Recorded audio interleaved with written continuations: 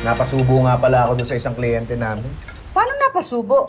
May kliyente kami si Miss Anya. Ano yun Makata. Iniimbitahan ako sa birthday niya. Mag-perform daw ako ng spoken words. Ano spoken words? Para po siya nagkukwento pero dapat rhyme, kaya parang tumutula na din siya. Kaya niyo po ba yun, Tay? Bahala na. Well, may naisip ka na bang ikukwento? Yun nga, wala pa eh. Bali po sa Pasay po ulit di-deliver to, no? Hindi, Chito. Yung una, dadalhin mo yun sa Green Hills. Yung pangalawa, ito naman dadalhin mo sa Pasay. Ito yung address, ha? Sige po. Sige, kalimutan. Bali, tawagan ko po kayo kapag na-update ko na naibigay ko na po yan. Hindi na. Kasi papunta na akong Hong Kong ngayon eh. May meeting ako sa mga ka-partners. Saka baka di kita masagot eh. Okay po, okay po. O, Chito, ingatan mo to, ha? Sige po. Sige, thank you, ha? Sige po. Pero alam mo, sa sobrang ganda ng trabaho mo at saka very efficient ka, deserve mo talaga magkaroon ng tip ngayon. Hindi, Mr. Lee, okay na po yun. Na sinabi niyo sa akin ng isang araw na magnegosyo, okay na po yun. Hindi. Deserve mo talaga to. Huwag mo akong pigilan. Ha? Kasi alam mo naman ako very generous akong tao. Sige po, sige po. Okay po. Yan, bibilangin natin ha, yung tip mo. Okay po.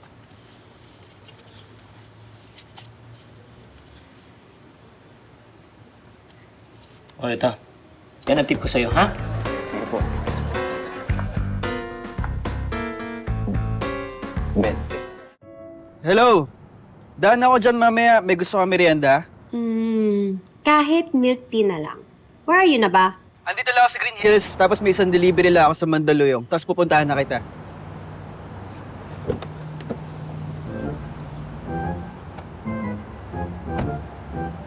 Naku naman! What happened? Sir, Oh. itutuloy niyo po ba yung spoken word performance ninyo para sa birthday ni Miss Anya? Parang wala naman akong choice eh. Tsaka parang nakakahiya kung magbaback out ako. Pero okay lang. Si Clarissa naman nag-send na ng mga videos para aralin ko kung paano gawin yung mga spoken word. Tay! Tay! Uy, bakit? Tay, may problema eh. Anong problema? Nabasag kotse ako, ninakaw yung mga i-deliver kong cellphones. Ano? May CCTV ba dun sa pinaradahan mo? Wala raw po tay. Pero nagpunta rin ako ng barangay, nag-file na rin po ako ng police report. Did you tell Mr. Lee about what happened na? Hindi nga kasi papunta na siya ng Hong Kong ngayon. Alam mo, yung kotse, madaling palitan yung sira niyan eh. Pero sana yung kahon na nawala, sana ma-recover pa no? Sana nga po tay, kasi medyo malaki din yung halaga ng mga cellphones eh. Talaga? Hindi, sige, ako na bahala. Magkano ba yun? Hindi tayo, okay na. Kasalanan ko naman yun, saka ako nag-park naman ng ano. Sigurado ka? Yes, ayun.